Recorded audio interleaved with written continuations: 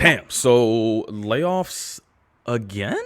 Yes, it is not slowing down at all. We are barely in February, and there's been just shy of 78,000 employees across 241 tech companies that have been laid off, according to layoffs.fyi. They started tracking back in COVID when COVID kicked off to see what was going on with the job market. So they've just kept up with it. And compared to 2022, the entire year, 12 months, it was about 150,000 jobs. In the first 3 weeks of 2023, it's more than 30% of that number already. Do you know anyone that was impacted? I do, unfortunately. And it's interesting because some of them reached out to me to share that they were laid off, but also to talk about how they might look at this time, because you and I voluntarily left the workforce last year. So when I left, I was like very intentional about taking a sabbatical and taking time off. Now coming up on a year of being out of corporate America, it's like 10 out of 10. I recommend this to folks that they work it in their job, career, life cycle at some point. And so I have a woman who reached out to me, and, she said that she had gotten laid off. And I was like, well, if you're able to, you got a severance package of however many months, you should use this time to like heal your burnout and grieve this experience that you're going through, because the loss of a job is still a loss no matter how unattached you are to it. So take that time. And at first she was like, no, I can't do it, blah blah blah. And I was like, okay, I just think that if you're going to go back in the job market, it'll be better for you to do it with the clear mind and having processed what happened. And a couple of days later, she hit me back and was like, actually, I do want to talk to you about your sabbatical and what you've been doing, how you've structured your day, what were the things that made it most impactful for you during this time? Because I don't want, she's like, I don't want to be just a potato. Did you know anybody who was impacted?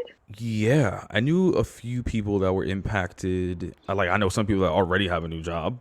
There's some people that are still looking, and there are others that are just taking time off. I mean, like you said, they gave depending where you work, some Mm-hmm. people gave, I think, as much as like 6 months paid Yeah. severance.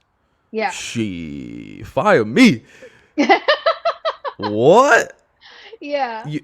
Yo, did I ever tell you about like when I got fired? But I thought like I walked into the meeting thinking I was gonna get a promotion. Oh no, tell me. It was one of What? my first. It was like my second job after college, and I was doing really well. And there was a meeting from HR on the calendar, so I'm new to the whole corporate thing, so I didn't know what that meant. Like when you get a random meeting on your calendar with HR and your manager. I was like, oh, my manager's in this? Oh, I'm definitely about to get promoted. I'm glad she did it because I was about to put it on her calendar. You know what I mean? Oh my God. I you am know? not surprised by this at all. At all. Yo, I walked in like ready for my talking points and they sit down and was like, essentially gave me the spiel. Like, yo, we letting you go. I was like, huh? Oh I was no. like, well, I got a report to finish. Like, should I do that? And they were like, no, just you don't have to do that kind of shit. And I like felt bad at the time. I was like, what do you mean? Like clients are gonna ask about me and like what about? They were like, they looked at me with that like you a rookie. Just trust me. Just leave. I was like, all right. But it was so shocking. Mm, Like, and I think if you've never experienced it before, like to have it happen for the first time is very like shocking, demoralizing, and even more so when you're doing well and you kind mm. of just like don't. It's a little traumatic. You know what I mean? Yeah, yeah, for sure. Yeah. Have you ever been fired? I have not. Um, Show off. no, I have not. But I have stayed in positions longer than I should have, and therefore, that's a whole other thing as well. But it definitely is traumatic.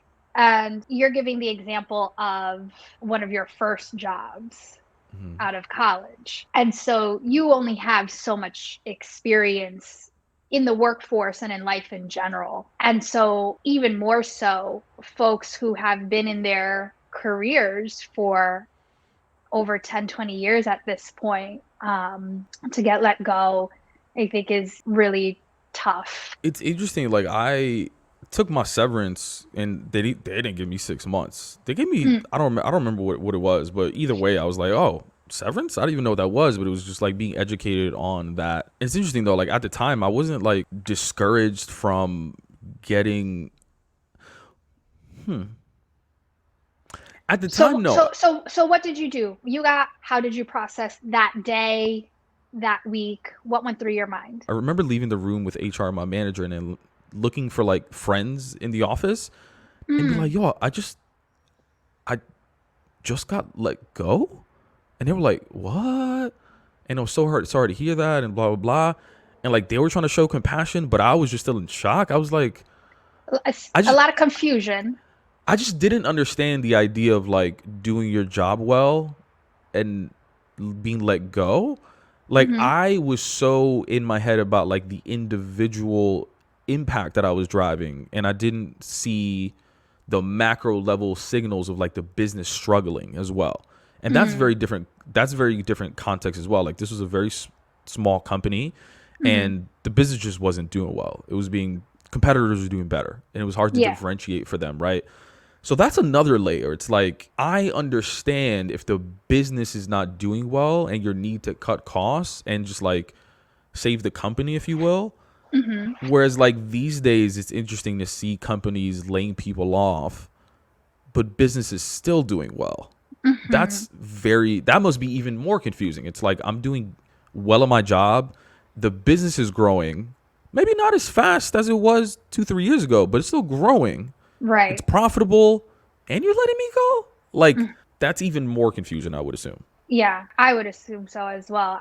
Folks tend to feel so much about like, well, I'm doing a good job and I'm performing, right? And to your point, not really thinking about the larger picture. And at the top, it's the reverse, right? It's like, well, we're not doing well. So now who cares if you're not performing, but it's not personal, it's business. And so I do want to really zero in on that point because folks may take it personal, but shouldn't. And everybody should really remember these situations the next time a job tells you, oh, we're like family, I need you to do more, or you feel bad about interviewing with other companies or upskilling yourself, and you feel this loyalty to an organization, especially Latinos, right? Like we saw this study from Edelman Trust Barometer on how Latinos are 74% like more likely to stay loyal to their employer once they come in. So Mm-hmm. where is that loyalty actually taking you at this point? You need to Mm-hmm. make decisions that are right for yourself. I think the piece about like mismanagement and estimates from like an executive level, I think that point gets said a lot, but it's like impossible. It's impossible to predict the future. It is. Obviously. If Hmm. anybody could do it, they wouldn't be working where they're working. They'd Yeah. be fucking balling. You know what I mean? So, Hmm.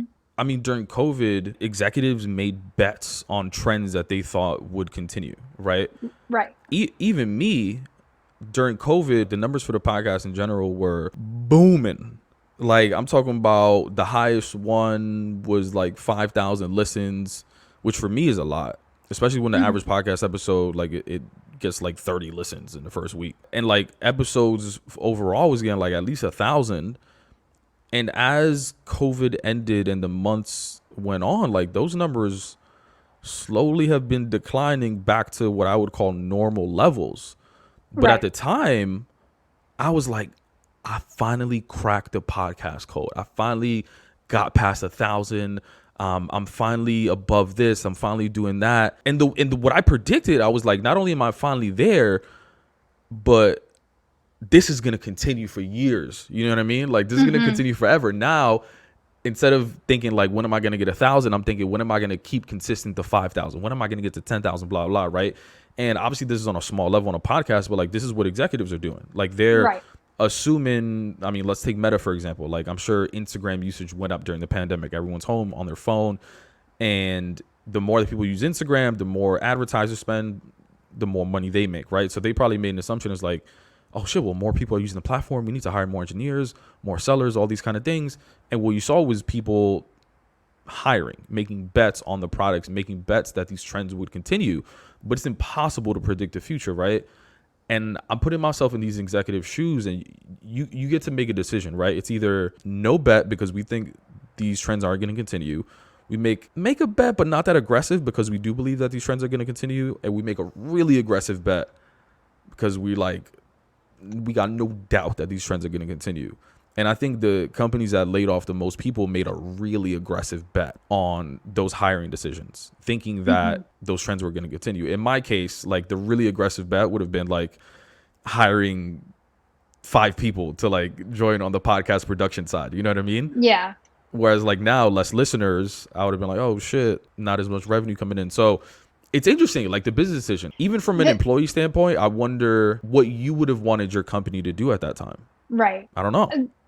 The other interesting part where we don't have as much visibility into, but is a conversation that is being had because the question is being asked is, where are these cuts coming from? Who are the people that are actually being impacted? What are, from a demographic standpoint, but also from a department standpoint? I think it was Spotify's diversity group went from 30 people to 2. Like that's a big cut. And what was the bet, if you would, that Spotify was making that they then turned around and said, actually, this is not an area of investment for our company anymore? Yeah. Spotify is a great example because and I don't think it was during the pandemic, but over the past few years, they made a lot of investment in original programming when it comes to podcasting. They made a bet and said that people are going to come to Spotify to listen to our exclusive podcasts only available on Spotify. And we're going to pay a premium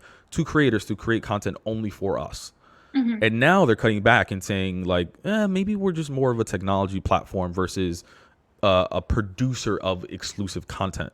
YouTube did similar things a couple years ago. Like these things happen all the time as far as like making the bets and sort of like cutting back if it doesn't work for their standards. But those are clear examples of like, we're making a bet on a specific product, specific place, whereas I don't know where their hiring came from. Like I think everyone just like hired across the board in every fucking department. But I have no idea. To your point, you're seeing podcast numbers go up. You're going to hire in that area. Right. You're not going to turn around and hire in a different area. Like it's all a web and connected, but it's not to say that you're not going to hire in the area of growth or anticipated growth. So then it's like, how are you leveling it throughout the entire company? During the hiring spree, one thing that I did see note of, but I don't have the stats top of mind, was a lot of people of color were hired. If those same people of color that were recently hired were also let go, I would hope that it doesn't discourage them from continuing to see tech as an opportunity for them. You know, at the time when I was fired or let go and given a severance package and all these things, I was discouraged from like a professional standpoint of like, damn, were they lying to me? Was I really the problem and that's why they let me go? Or like, did they not see me as valuable and all those kind of things? But I never stopped to think technology is an industry that is not for me. Right. I was like, I'm just going to find another tech company to work at. You know what I mean? Because I still saw the value from, you know, how well we're paid, the organizational culture compared to other industries, the stock options, just a ton of opportunities, the growth from a macro level industry standpoint. Like I still wanted to be in tech. So I just hope that it doesn't necessarily discourage people. Because I think the other thing that also may discourage people is just like all the headlines are only talking about tech. But that's not the only people that are firing people. Yeah. Like during the pandemic when restaurants were closing, you know how high of a turnover rate restaurants have? I don't Mm-hmm. think people are discouraged from opening restaurants or working at a restaurant if that's their passion, if that's their dream. I mean, Right. Goldman Sachs is laying people off. Like there are a ton of companies laying people off. It's just that we're living in a day and age where technology is the most popular type of company. It's where everyone Mm-hmm. wants to work. So those are the headlines that you're likely to see. Yeah. And to your point of discouraging, I have heard of that as well. Actually, a friend was saying, they were at a big tech company and they got let go and they're back in the job market and they're like, well, I think I'm going to go into another industry because there's just so much uncertainty with tech. And it's like, sure, everybody has their own risk tolerance, and Hmm. you have to figure out what your risk to reward ratio is going to be. But tech affords people a lot of opportunity. Yeah. And there's even adjacent opportunities once you're actually in tech, right? Because it's much easier to get into a company and then move, not always, going in an upward trajectory. You could move laterally. So you could go in and start at marketing, go to sales, see what products like. And you have this ability. And I think that's one of the biggest benefits of going into a company and staying for a longer period of time, to be able to have the opportunity to go laterally and learn new skills. And then you should also just invest in yourself. Yeah, 100% agree. I mean, I think there's so many organizations and teams that have been working so hard to make tech cool and make it Hmm. feel accessible to people of color. And I hope that this isn't like moving us backwards in that way. You know what I mean? Do you have any reason to believe it is? I just saw people making content encouraging people to not let it discourage them. Hmm. So I'm assuming that's because they have heard feedback from people saying that it is discouraging them. And I think your example of people coming to you and telling you that like it's discouraging them from entering that space is just like validating those thoughts. All right, to close, what would you tell someone that recently got laid off? What would your advice be? My advice would be, if you're able to, especially if you got a severance package, take time off for yourself. Grieve, think, do the things that you have said, like, oh, if only I could do this, but I've got too much going on. My job. Really just take pause. Obviously, only you know your financial situation. Unfortunately, the overwhelming stat is even folks who are making six figures are still living paycheck to paycheck. So hopefully this is an even greater sign to show you, like, put money away, have an opportunity fund, right? Instead of having an emergency fund, have an opportunity fund and use this money now as your opportunity to do those things that you haven't done, and ask yourself, is this path still one that I want to be on? And if so, how can I continue down it? That's the biggest thing that I would say. What would you tell folks who just got laid off? I would say don't take it personal. Most people at some point in their lives are going to be laid off, and it's not indicative of their performance at all. It's more so indicative of just like people at the top making business decisions based on whatever data they're looking at. Mm-hmm. And unfortunately, sometimes we're just in the middle of those business decisions. And I think that goes along with the lines of like, at the end of the day, it's a business and executives are there to make sure that the business is profitable. So look at your job like a job. It's a transactional relationship where you're providing value to them and in exchange, they're providing money to you. Mm-hmm. It's not a marriage. It's not a forever thing. You're not in a relationship with them. You're not in a family with them. Even if I hire anybody one day, like I would tell y'all the same thing. Don't fall in love with this company. Cause also one day you're probably gonna leave me. You know what I mean? Like, Mm-hmm. and that's fine. We all move on to different things. Yeah, So I just think we need to look at it that way and stop associating so much of our identity and worth into what we do for work. Like there's so much else that we offer and do in our lives that is just work. And lastly, if you want to continue working in tech or whatever industry that you were just let go from, again, don't be discouraged. Like yeah, this is like a cyclical situation and there are going to be opportunities that come up again. agreed.